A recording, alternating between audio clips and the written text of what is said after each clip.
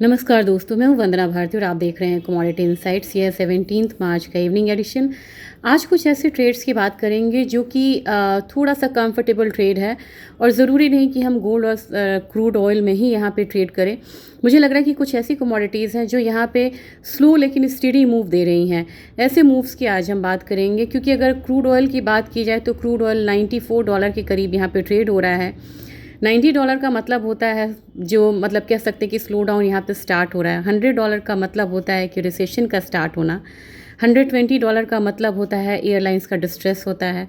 और $130 का मतलब होता है कि आप यहाँ पे पूरी तरीके से मार्केट जो है वो क्रैश करने की स्थिति में 2008 में हम लोगों ने ये स्थिति देखी हुई है यहाँ पे। अब यहाँ पे नए $100 के करीब और $90 के बीच में क्रूड स्टेबल हो रहा है। इसके डिस्ट्रेस सिग्नल आने शुरू हो गए हैं।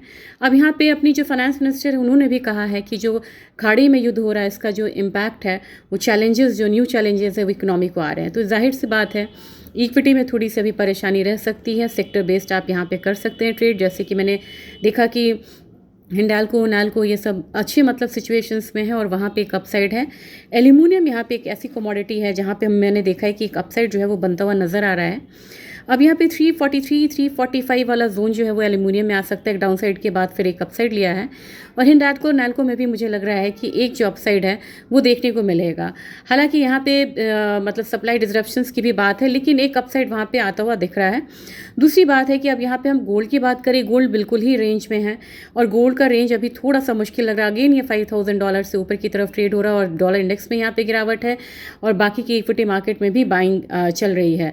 तो डॉलर इंडेक्स में जो प्रेशर आ रहा है उसकी वजह से हम लोगों ने गोल्ड सिल्वर में एक अपसाइड आता हुआ देखा। लेकिन बेहतर आप बोलेंगे गोल्ड सिल्वर में से मुझे दोनों में से कौन लग रहा है। आज सुबह मैंने मिड डे एडिशन में, आप रेफर कर सकते हो उस वीडियो को, मैंने गोल्ड सिल्वर का भी रेशियो बताया है और गोल्ड और ऑयल का भी रेशियो बताया है।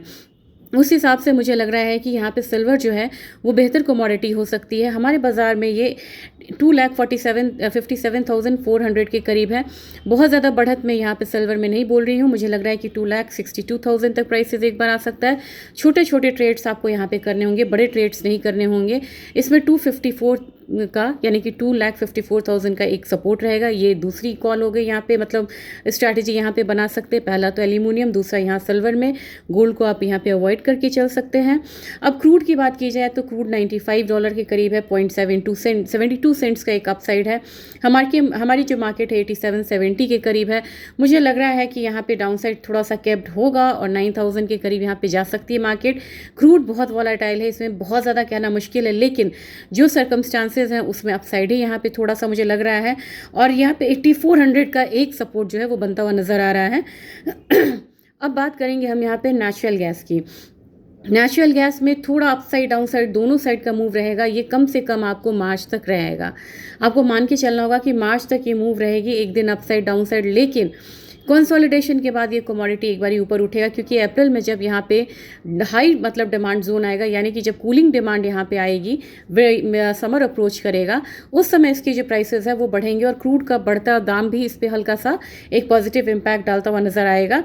तो ये कमोडिटी अभी 284 के करीब है। मैंने 265 अल्टीमेटली बोला है कि उससे नीचे आए तब इस काउंटर से निकलना होगा, नहीं तो 284 भी यहाँ पे एक जोन लग रहा है जहाँ मुझे लग रहा है कि आप यहाँ पे एक बार एक्यूमुलेट कर सकते हैं।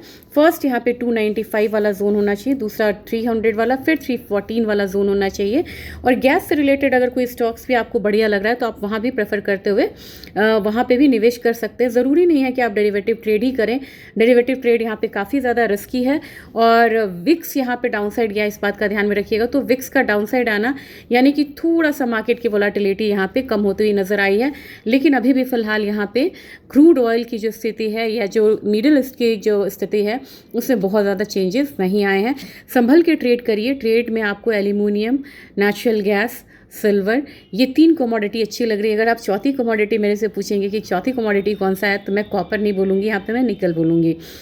निकल ने 1600 का लेवल मेंटेन किया है। इसने 50 डेज से ऊपर का एक लेवल देखा है।